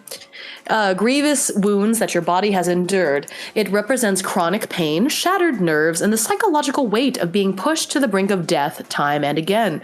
At the end of a confrontation, count the total number of major injuries your character suffered during the fight. For each major injury, gain 1 point of trauma. Your total trauma is recorded on your character sheet on the trauma track. As your trauma score increases, you will suffer from a variety of debilitating long-term effects.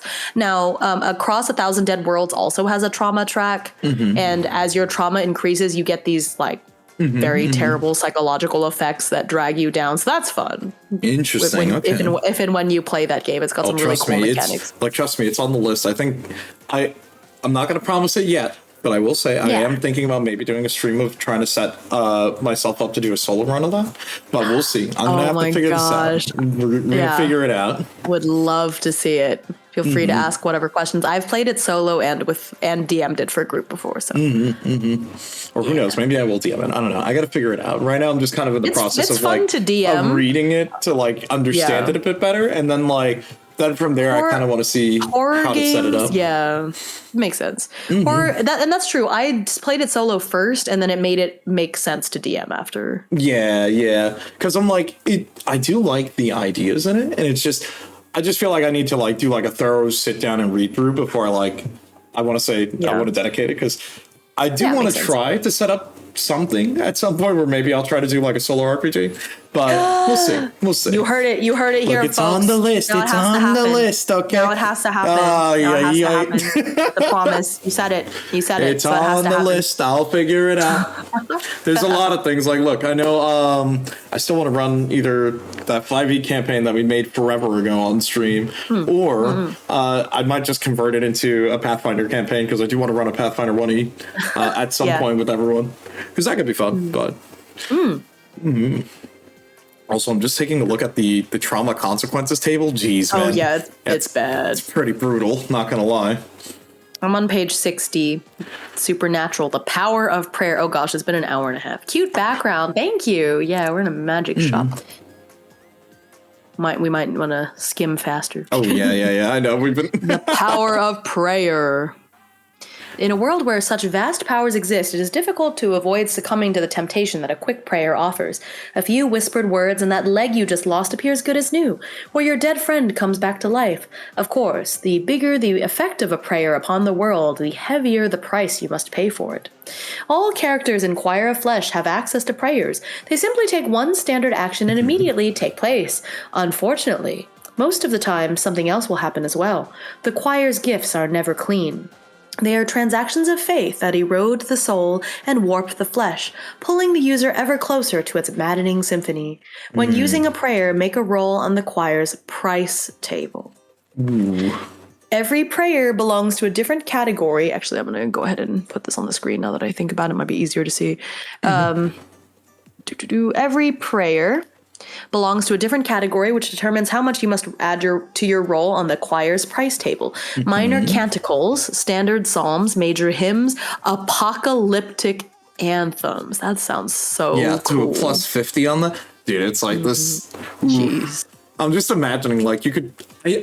I could see very interesting ways you could play a character where you could either spin it in one way where you're trying to fight it, but then I could see you could play a corroded priest who sort of embraced the madness, you know?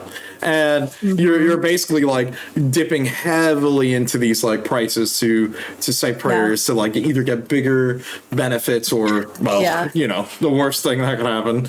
But it is very interesting. No, I do think this is now I'm curious. So it's like a plus 50 to your roll if we're doing like a D100 check is already a lot. But now I'm curious if maybe would there be other ways to sort of circumvent that to either increase your success threshold or try to find additional ways to reduce the negative effects on that? You know what I mean?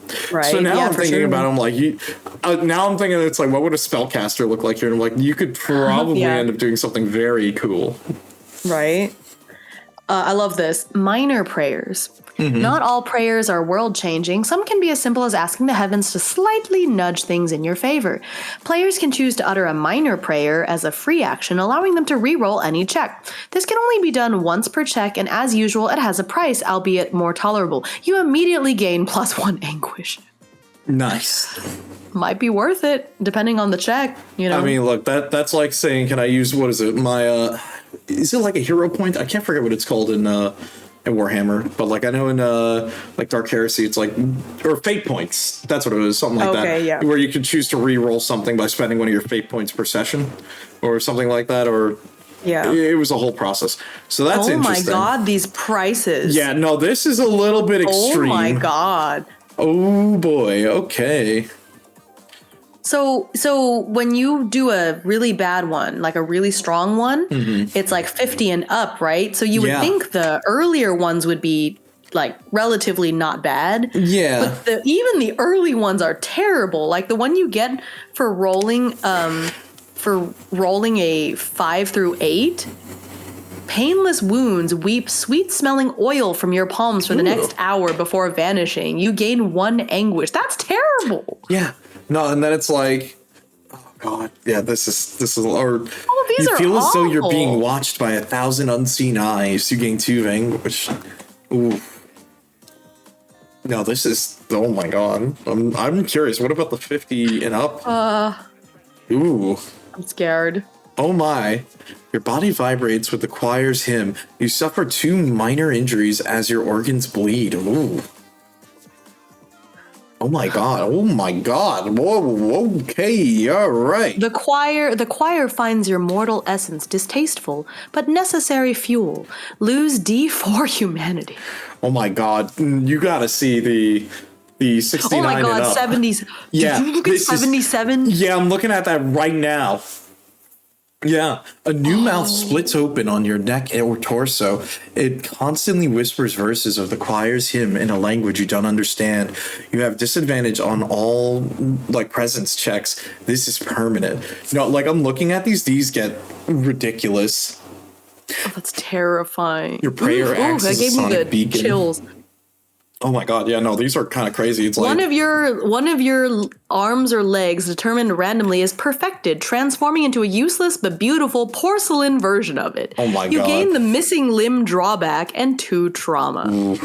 Oh no, look at these last 2. Oh no. Oh. Okay. You're momentarily pulled into the choir's embrace, disappearing for 1 round. You return afterwards, but the experience shatters your mortal mind.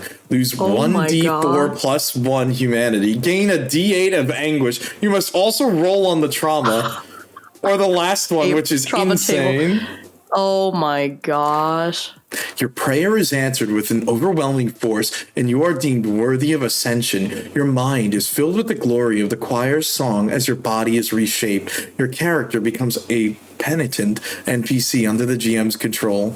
That's awful. Yeah, you basically, oh no. And so if you're playing solo at that point, you That's just it, die. that's game over, yeah. It's like you become one with the... Okay, I'm going to show this art because it is really This art is- neat. The ascension art. Oh my god. Look at that. Wow. Okay. That's cool. That's terrifying. Mm-hmm. And you know, first try I'm gonna roll a 100. Because that's me. That's what I do. Knowing our luck, it's like, it won't be 100. We'll be rolling like 112 or something. Oh my god. Because that's just how we roll, you know? It's true, literally. Mm-hmm. Minor canticles. These are cool. He named them all too. That's cool. Yeah. Standard psalms, major hymns, apocalyptic anthem. I know. These are so cool. I'm gonna read this one. It's called The Aria of the True Name. This is one of the apocalyptic anthems. Aria of the True Name. You speak a true syllable of the tetragrammaton. A single target creature of the flesh is instantly unmade, dissolving into nothingness. This has no effect on unbroken, penitents, or non-flesh creatures. This sounds cool. Let's see. Crescendo of annihilation. You unleash a wave of pure sound in a burst. Oh my god, and a burst too. Really? All creatures in the area suffer 2 major injuries and are pushed back 2 squares. Oh my god. I don't know why. My brain just thought of, what was it? Is it Word of Power or whatever? One of these spells in like Dark Souls 1. You just hit that and you just like pelvic thrust and they just get knocked away from you. It's crazy. Okay, blessings. Oh, okay. So here's Blessings of the Flesh on page 66. So it's kind of like... Oh my god, that art goes crazy. Yeah, it does. A player... Oh, so unlike the choir, which offers its gifts in response to prayers, the flesh that feeds does not listen. It is a crawling, wordless hunger that dissolves everything into pulp. Those unfortunate enough to earn its blessing must offer a piece of themselves to the abyss and embrace dissolution as a form of salvation. A player can choose to perform an act of apostasy. This requires a moment of intense personal ritual where the character willfully mutilates themselves, immediately suffering 1 major injury and consuming a seed of flesh. These grotesque items that appear as small pulsating sacs can be found wherever the flesh rules. Performing an act of apostasy causes the character to immediately lose D4 humanity. Upon paying the price, the character is granted a blessing of the flesh. They must roll once on the gifts of the unmade table and once on the stigmata of the abyss table. The results are permanent. Ooh, okay. So the gifts are these like kind of inhuman things happening to you. So I see. Getting more eyes, your flesh changing, your skin changing, etc. And then the stigmata as well, but the flesh one seems more like so the stigmata I'm trying to decide what the real difference is. So I guess the stigmata is like really freaky. It's like eldritch stuff.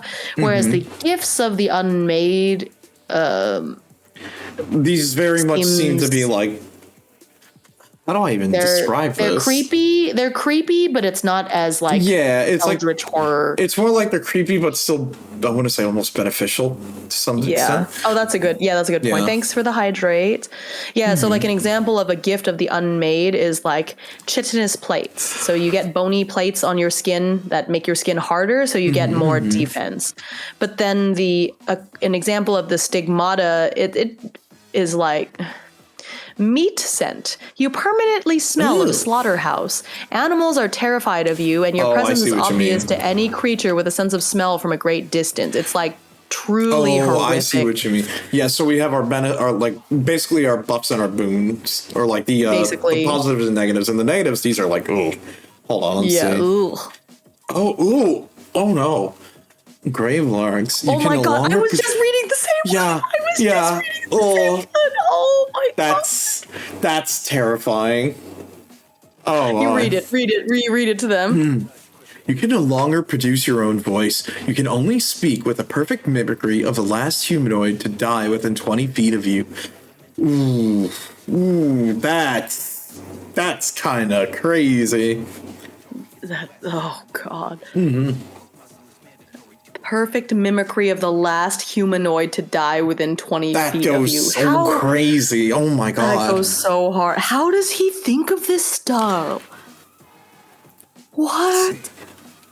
That's terrifying. Oh no, Silent Maw. Your mouth fuses shut, leaving only smooth skin. You can no longer speak, scream, or eat normally, though you do not starve. Yep. Oh man. Damn. Yeah. Oh god. Go to the next page. Did you see the art?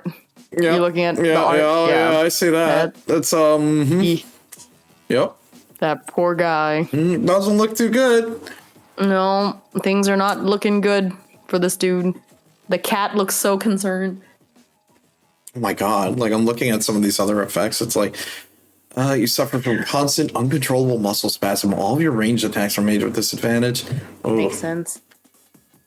Symbiotic hunger. A second rudimentary head grows from your shoulder. It is not sentient, but it screams incessantly unless you feed it one ration each day. Oh no! Oh, that's... Oh my god. That's terrible. I don't like that. That's terrible. Oh my god. Oh my god. That's... Oh no.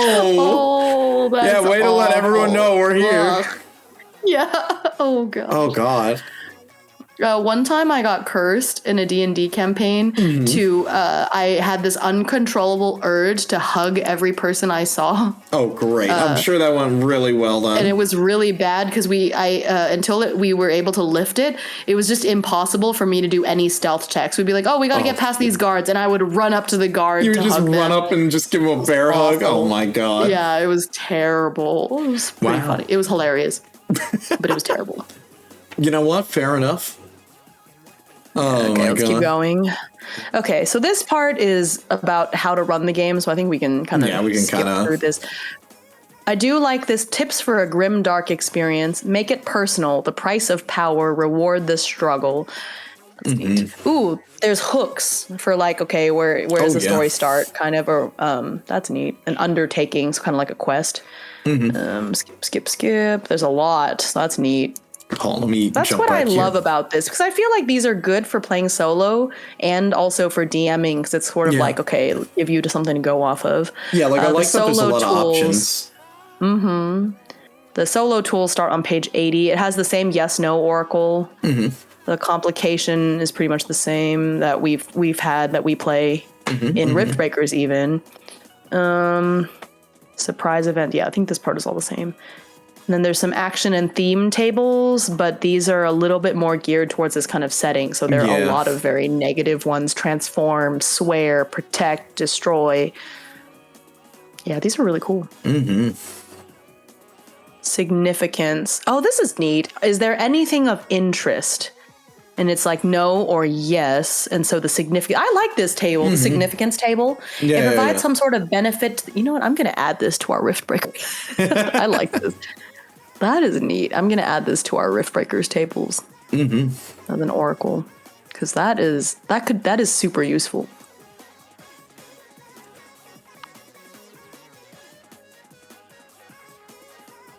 Very, very interesting. Like, I'm just scrolling through looking at these tables. Ooh, what is that? Oh my god. Oh my god. Okay. Uh-oh. Yeah, you should jump to page 91 and take a look at that art real quick. Okay. Cuz it's really crazy. I'm going to just show everyone here on my end. Just again, body horror. There's a lot of well, you kind of know what you signed up for from just hearing us talk about this before. This is your 5-second warning. 5, 4, 3, 2, 1. Wow. Holy, that art. Oh my. That is crazy. Very impressed once again with like the art in this book, but oh my god. Like, damn.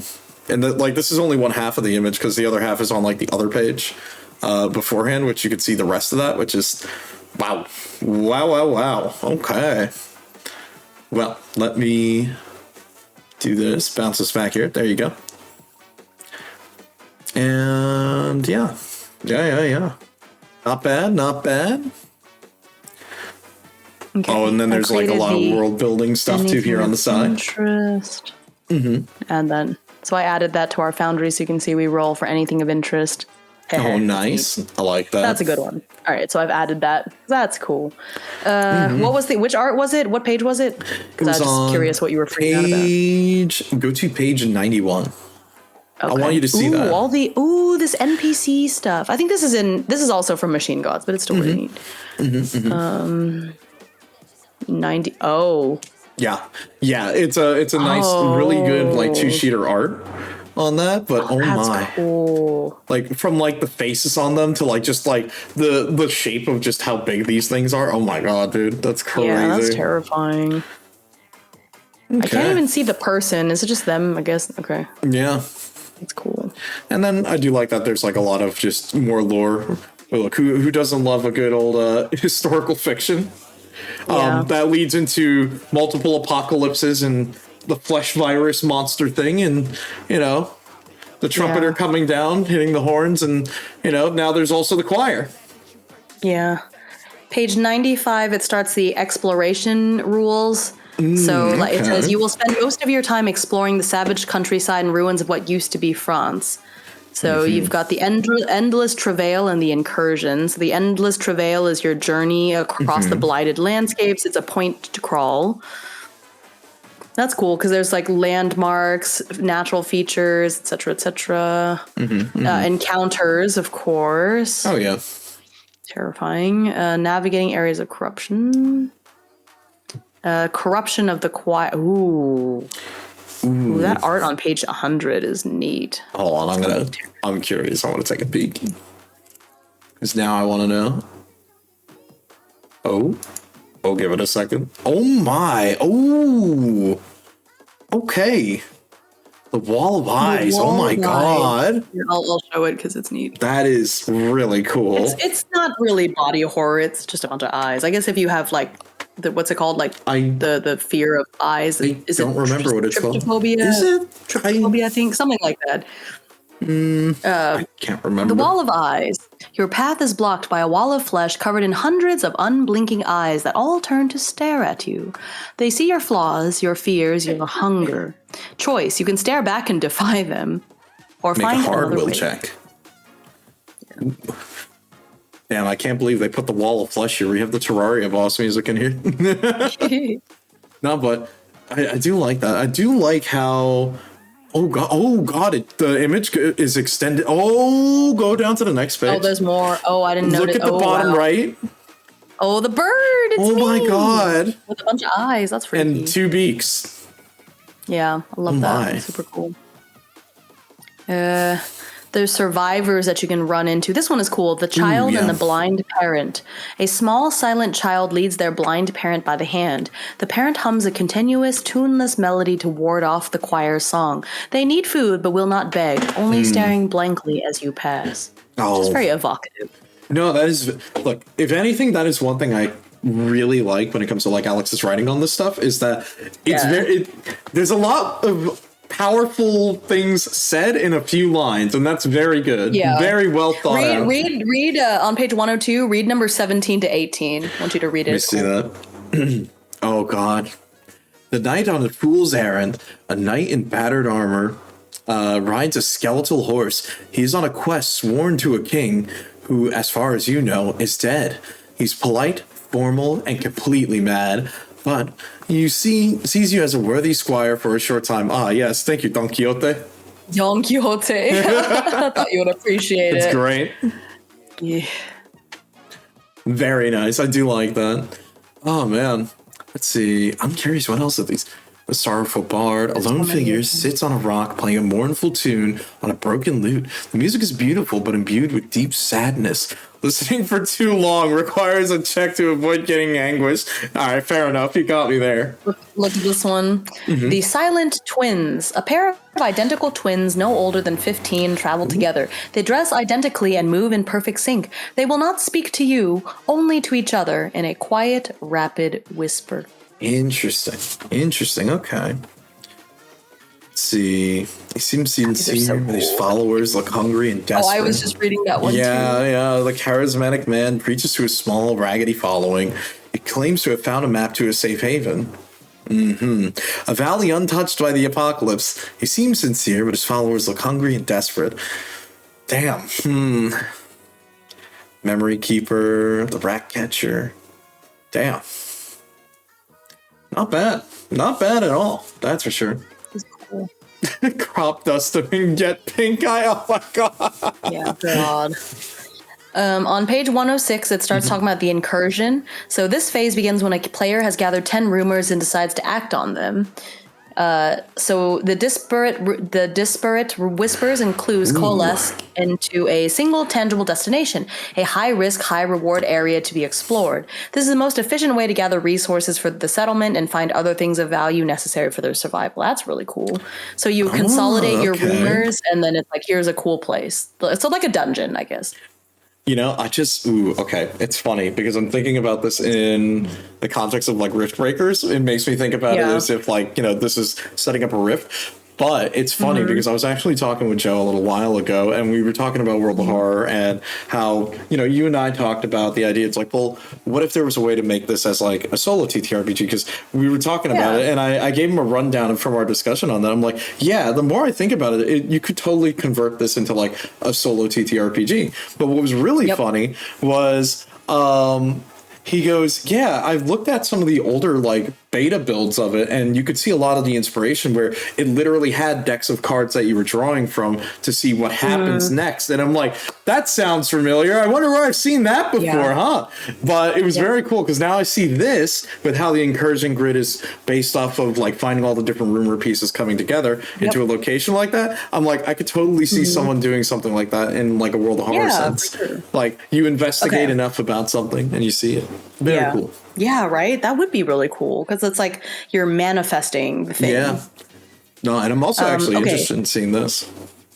Yeah, for sure. So the next several pages are like more descriptions of the places. So I don't want to read that because I want to encounter it in play.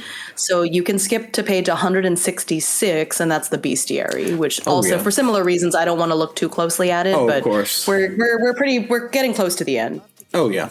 Yeah, and then I don't want to read the description. I don't want to read like because it's like the summaries of the different rooms and stuff. Oh, yeah, I don't want, because I want to play it. Of course. And then the creatures. So they have enemy behavior kind of like in Riftbreakers. So like a melee creature, a ranged creature. And what will they do? Enemy combat actions. Oh, don't mind me. I just so they'll do different things based on if they're injured or not, which is kind of neat too. Ooh, cool. So if they're injured, they may roll and do like a special attack. So it's a slightly more complicated battle table. That's really cool. Okay. I mean, that's not bad considering, sort of how we've been playing it. Yeah. Also, oh my gosh, my the art on PDF page 172. 172. Ooh, hold on, I'm jumping to 172. I had to refresh my PDF. It's like died on me. Oh, come on. Any day now. Oh, it's giving me chills. I think it's a sketch. I don't know if it's complete, but it's, oh god. You said 172, right? Yes. Okay, I gotta see this because now I'm curious. I leaned too far to the left, and it looked like I was asleep. I think the mic was blocking my face. I was just wincing in horror. Oh my god! Hold on. I'm gonna have to pull this up in. What second? Me too. I'm gonna show it for a second. Okay. Body horror. It's creepy. It's really creepy. Okay, I'm giving you a 5-second countdown. All right, look away if you don't want to see it. 5, 4, 3. Oh my god! 2, 1. Look at that. That's a. Don't worry, I'll have it up on my end in a sec. But oh my god, I pulled it up in my. Oh my god, that looks like a thing. Oh, it certainly does. Creepy. Oh, there we go. Too. Oh, thank you for the stretch. I'll read the description. It says, this is what happens when a group of people are caught by the flesh in close proximity. The amalgam is a shambling mound of fused bodies, a grotesque sculpture of limbs, faces, and torsos, all melted together. Faces stare out from its body, their mouths opening and closing silently, their eyes wide with a shared terminal agony. It moves by dragging itself forward on a multitude of arms and legs, some of which bend the wrong way. Ugh. Yeah, just from looking at this, it's a little bit rough to say the least. Give me the chills. Actual chills. It's all right, I'm putting it away now. Yep. If you had to look away, you can look now. It's gone. I put it away. Okay, I don't want to look too closely at these. Oh, so I do remember him saying something that he wanted was to have pictures for all of the creatures, because a lot of the books, for various reasons, he couldn't afford to get pictures for all the creatures. But this one, I think he is going to have images for all of them. That is going to be very cool, actually. Once that's These are really cool. I'm just quickly scrolling through them because I don't want to spoil myself too much, but they are cool. Oh yeah. At least you scream because you know you can never die. Yep. Oh my. Okay. You just look at the art. So it can give itself a high 30. Oh my. Like, just look at the art on 178 quick. I'm not going to go any further than that other than. I scrolled all the way back to. Oh yeah, that's really cool. That is a really cool one. I'm just going to. I'm not going to show it. I'm not going to show it because it's.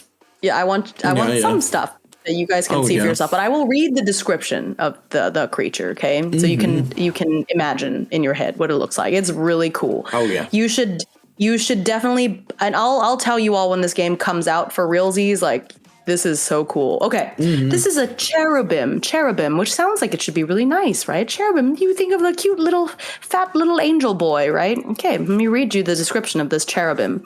The cherubim is a terrifying construct of divine mathematics that appears as a floating amalgamation of 4 distinct faces, a man, a lion, an ox, and an eagle, staring in 4 different directions. Its body is a knot of swan-white wings, each feather a sharpened blade of bone, and dozens of human eyes held open by golden hooks. Yep. That's yep. Yep. That's exactly what I think of when I hear of a cherub. Yeah, right, cherubim. Yeah, you're like, yeah, how nice. Cute. Little cherubim. Yep, these are it's pretty nasty. Wow. Well. Do you see the one on page 181? Yeah, I just am looking at that right now. That's... Oof. Ouch. I got you. Oh my god. Oh, page 186 is pretty funny. I'm curious. I'm going to take a peek at that one too. It's pretty fun. It's the most horrifying one of all. Oh god. Oh, wait, hold on. You said 186, right? Oh my 186, god. 186. I just scrolled by 183 and I was like, whoa, what is that? Oh, yeah. 186. I can't believe it. Hold on, I'm gonna zoom in on that one for everyone. Okay, you guys, I'll show it. This one's scary, you guys, okay? This is the scariest one, okay? You guys ready? You're this not is ready the for scariest thing in the bestiary. You are not ready. I'm telling you, you are not ready. Mm-hmm. I'll give you a countdown. All right. You may look away if you need. 5, 4, 3, 2, 1. It's shocking, I know. I can't believe it either. I can't believe Alex put this in here. Terrified. It's too much. The cornerstone of trade and war in medieval Europe, and once a common sight across the whole continent, these noble beasts are now rare and incredibly valued. Bum bum bum! Terrified. Oh my gosh, it's so silly. Yeah, I'll put the horror away. Okay, you can look now. You don't have to fear it anymore. So scary. Yep. Everything is average. Horse. Average attack, average con, that average worries defense me. rating, If these things have average, strength, you know. Average. Look, if some of these are average, that terrifies me for what else is out there. Because I can imagine some of these are going to be terrifying to fight. Oh, the one on the next page is pretty scary too. Oh no! Oh no! I can't believe it. That's funny. I'm not going to show that one. That's funny. Oh yeah. Well, then right after that. Oh my god. Yeah, that's true. Horses are not average. Yeah, but I think this is like post-apocalyptic horse, so they probably haven't had much to eat. True. Let's see. You know what? Oh, let me just kill this track. Oh my god, page 191.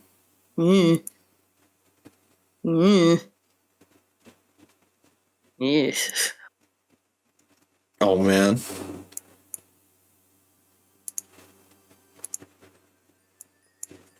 Pro list in the background. 191. You said right? Let me see. Oh, whoa, what the hell is that? Ugh. Oh, it's just a little gross. The picture itself isn't that bad, but like the thought of what it is not. Yeah, the concept is nasty. Oh Picture's my not god. really that gross. Yeah, it's pretty gross. Wait, look at the next page, because that's what happens if your sanity goes or if your humanity goes to 0. Oh yeah. Yeah, I've seen that art because I think he posted a preview of it. That's really good. Oh, you want to see this? Okay, I'll show this one because it's not really gross. I mean, it's not. The concept is gross. I don't think the picture is really scary. I'll just show it. I got you. I'm gonna show that as well. I'm showing this one on page 191 is what I'm showing. And then this one, I think he's shown this one on the Discord, so I'll go ahead and show it. But this one, the cancer mom. Oh my god. Yeah. Yeah, it's like anyone play Blasphemous. There you go. So this is the one if you use one of those make one of those apocalyptic prayers and you roll a D100, you just instantly turn into this. Yeah, the wall of tumors. Oh my god. Yeah. That's what it is. It's nasty. Ugh. Yeah. Okay. Yep. And I'm gonna keep scrolling. Found the face. The serif looks really cool. It kind of looks like my tattoo. Oh my god. You found the face? Oh my god. there's nothing wrong with it. It's you just turn into that. And you're like a mindless being controlled by the choir, basically. Yeah, it's basically like you're like a brainwashed knight or something like that, or or like what is it? It's not a knight, but like I guess paladin just almost. Yeah, something like that. Let's see. Oh my god. It gets into barter and trade. God. Yeah, zealot. Yeah, give me a gun. It's the year 1000. Look at look. Oh my god! Look at page 196's art. Oh my god! Oh yeah, no, it's really cool. So good. Yeah, I have a tattoo like the, so I'm a little partial to this stuff. That is a very cool serif design. Cool. Like that. I was being sarcastic. Oh, I see. I gotcha. Yeah. Let's see. Ooh. Oh no. Oh, the one on the next page. Yeah. That's, yeah. I've gone further. I'm getting past these. Oh yeah. What the heck? Oh. Okay. Yeah. That's just right. Okay. And then the last couple of pages. So this is like the gear, bartering, selling stuff. Backpack, bedroll. Okay. Flint and steel. Yeah, all this normal stuff. Weapons. I don't know. Can you use magic in this game? I don't know if you can. I think the magic in quotation marks is basically the prayers. Yeah. Yeah. Oh, hi, Nero. Good to see you. Nero. What's up? How you doing? Right now we are. It's funny. I may have forgotten to update the title. We are still going to play Riftbreakers. Don't worry. We let's just say we got a little bit sidetracked, Nero, where we were going to play some Riftbreakers, but we ended up taking a look at a new system, which is still in beta, still work in progress, made by the same creator, called Choir of Flesh, which is a body horror themed, almost alternate future apocalypse. Kind of like. Yeah, apocalyptic medieval times kind of thing. We're almost done. We're on the last couple of pages now. Sidetrack. Well, it's because the beta came out today. So I was like, I know we're gonna play Riftbreakers, but do you want to look at this real quick? It's new and it's really cool. And then we'll play after. Oh yeah, we're almost done. We're on. There's 221 pages. I'm looking at page 217. So we're at the very end. We're like right at the end here because this looks like it's mostly just equipment and. Oh my god. Oh, I see. Apocalyptic items. With the arrival of both the choir and the flesh, all natural laws and common sense that had ruled the world until then simply broke down. Suddenly, everything was possible, even the existence of items that defy all explanation. Powerful objects strongly linked to either the choir or the flesh, left behind but still carrying their power. Although very rare, these apocalyptic items can be powerful tools in the hands of someone desperate enough to tamper with them. I see some magic items. Yes. Well, one of them is unbirthed child. Oh, God. Oh, no. I just looked at the table. Oh, God. Yeah. Let me read this description to y'all. Okay, I'm going to read it. I'm going to read this description of the unbirthed child. This is an apocalyptic item. I'm going to zoom all the way in, and you can read along with me. It's great. A small tumor that, if planted in the ground and watered with the user's own blood, will grow over one day into a loyal, lesser, unmade creature that will follow the user and fight for them until it is destroyed. Roll on the creatures of the flesh table to see what you have given birth to. Drawback. The creature is a part of the user. Any damage the creature takes, the user also feels as intense phantom pain. I don't feel so good, guys. I don't know how I feel about that one. Ooh. The more I'm looking at some of these, the more I'm like, I don't know if I want these. No, it is apocalyptic. Did you see the one right after it? The vocal sac. Yeah, I know. I'm looking at that. Oh, man. A swollen, pulsating sac that, when squeezed, emits a gurgling hymn. It can be used once to automatically disorient a single penitent for D4 rounds, leaving them stunned. Drawback. The sound is deeply unsettling. Using it forces the character and all their allies who hear it to make an average will check or gain +1 anguish. Yep, of course. That's the catch there. Wow. Okay. Oh. God damn it, Say. Jesus. Oh my God, Say. Ouch. Yep, that's it. And that's the end of the book. That's the end.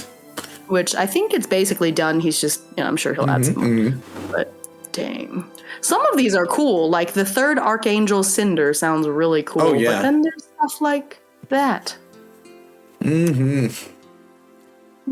Wow. Oh, wait a minute. All right, like there's another one. The Wax of Absolution. A chunk of white wax taken from the seal eyes of a weeping angel. It can be melted to apply to a wound, healing it instantly, removes 2 trauma. Drawback. The flesh healed by the wax is numb and alien. The character permanently loses the ability to feel pain or pleasure in that part of their body.